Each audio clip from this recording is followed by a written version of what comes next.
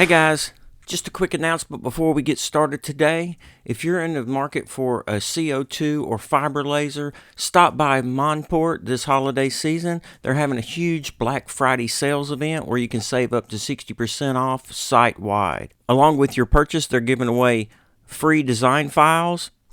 Also, if you purchase a fiber laser, they're giving away 2 free accessories. So you can add to your order a rotary axis and a copy of Lightburn absolutely free, and that'll save you several $100s. They're also doing a drawing where 5 lucky winners will receive their order half price. They've got a huge savings on the GP30 at 32% off. It's only $24.99, and again, you get the 2 free accessories. And if you're not interested in the integrated unit, you can pick up the traditional split unit, the 30 watt, with 27% off for only $26.99. That's only $100 more than the 20 watt laser, so that's a really great deal on this split system. And again, along with the savings, you get 2 free accessories. What a great opportunity to purchase a fiber laser if you're in the market.